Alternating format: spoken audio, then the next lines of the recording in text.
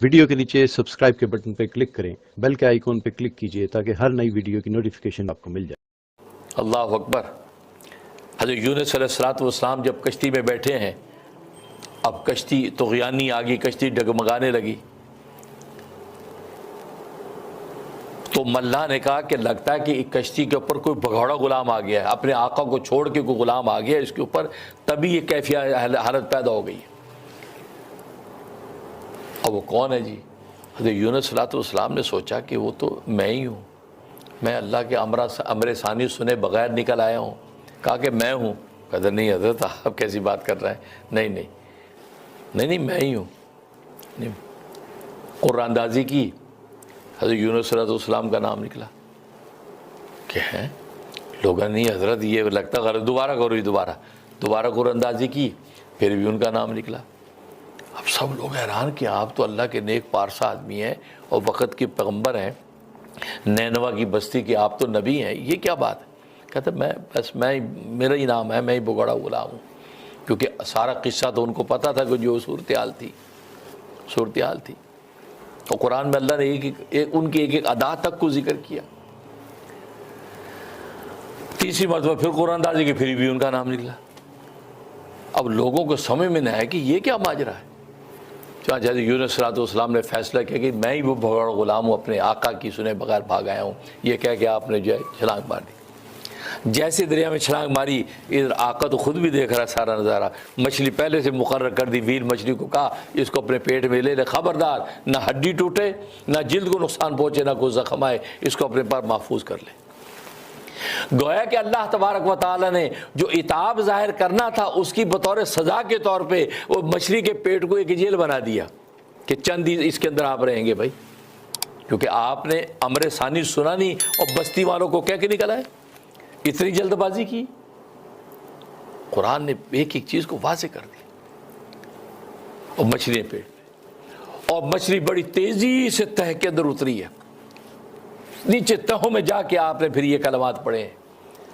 اس لیے علماء فرماتے ہیں یہ کلمات ہیں، آپ اپنے ان گناہوں کے بارے میں جو آپ جانتے ہیں یا نہیں جانتے ہیں، بس ان کلمات کا ورد شروع کر دیں، اللہ تبارک و تعالیٰ جب آپ کے گناہوں کو معاف کر دیں گے تو آٹومیٹکلی آپ کی زندگی کے سارے کونے خود بخود درست ہو جائیں گے۔ لہذا یہ سورہ یونس کی یہ جو آیت، یہ حضرت یونس کی یہ جو دعا ہے، لا الہ الا انت سبحانک انی کنت من الظالمین، اہل دل فرماتے ہیں کہ ہر نماز کے بعد 126 مرتبہ 126 ٹائم جب دعا آپ کرنے لگیں، آپ 126 دفعہ پڑھ کے اس کے بعد آپ دعا کریں، آپ کی دعا اللہ تبارک و تعالی رد نہیں کریں گے۔ خود نبی نے فرمایا کہ یہ آیت کریمہ پڑھ کے جو دعا کرتا ہے اللہ تبارک و تعالی اس کو رد نہیں فرماتے، اس کی دعا قبول ہو جاتی، جو مانگا جاتا ہے اس کے ساتھ اللہ تبارک و تعالی عطا کر دیتے ہیں۔ تو آج اگر ہماری زندگی کے اندر جو نشیب و فراز ہیں، جو مسائل کوئی قانونی ہیں، کوئی آئینی ہیں، کوئی جسمانی ہیں، کوئی نفساتی ہیں، معاشرتی ہیں، خاندانی ہیں، ہر آدمی کے ساتھ پرابلمز ہیں، وہ سوچے کہ یہ میرے اپنے کسی عمل کا رد عمل ہے، اب وہ عمل کیا ہے مجھے کچھ پتہ نہیں جس وجہ سے ہے، لہذا اللہ تبارک و تعالیٰ سے رجوع کروں۔ جیسے خود سرکار دو عالم صلی اللہ علیہ وسلم نے عملاً ہمیں یہ تعلیم دے دی کہ طوفان، آندھی، زلزلے کی صورتحال دیکھتے ہیں تو جلدی سے مسجد کی طرف نماز کے لیے دوڑتے ہیں۔ کیا مطلب ہے کہ یہ آندھی، یہ طوفان، یہ دریا، یہ طغیانیاں، یہ زلزلے، یہ سب اللہ کے قبضہ قدرت میں ہے، میں اللہ کو جا کے مناؤں، اللہ میرا مان گیا تو یہ سب کا سب چھٹ جائے گا۔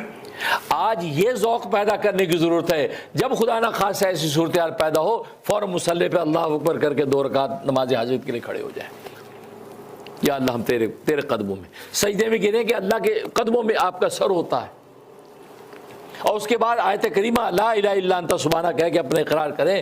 اللہ تبارک و تعالیٰ جب آپ سے راضی ہو گیا تو آٹومیٹکلی آپ کے عمل کا جو رد عمل ظاہر ہونے والا تھا اللہ تبارک و تعالیٰ خود دور کر دیں گے۔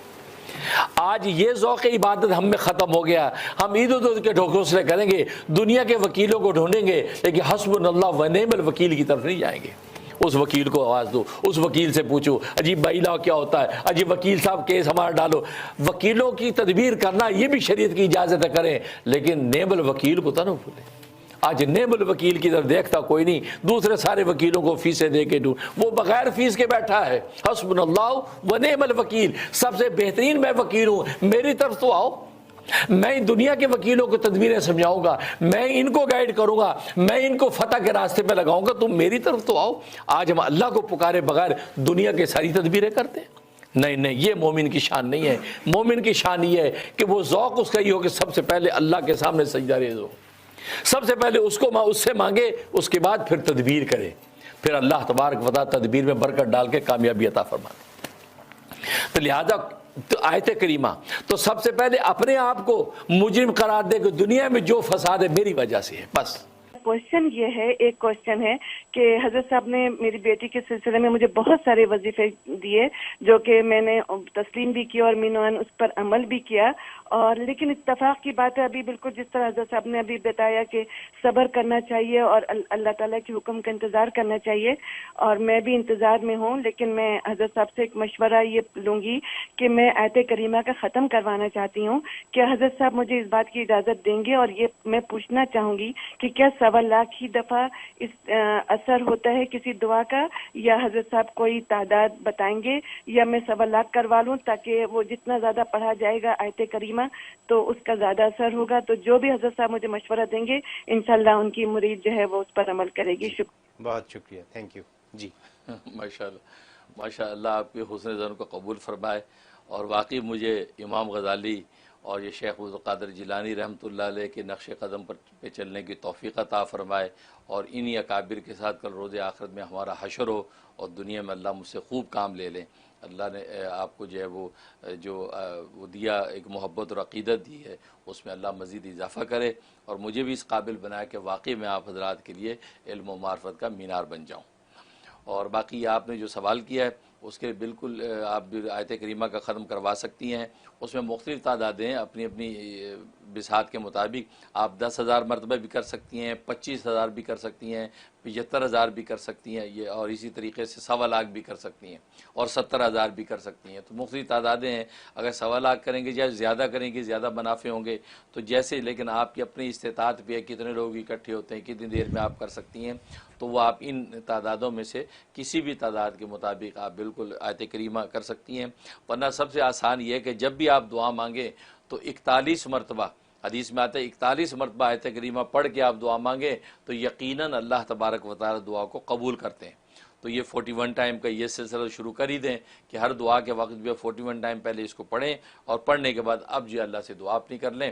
تو نتیجہ یہ ہے کہ وہ اللہ آپ کے لیے جو بھی مقاصد حسنہ ہے اس میں کامیابی دیں گے. میں بھی آپ کی بیٹی کی کامیابی کی دعا کرتا ہوں.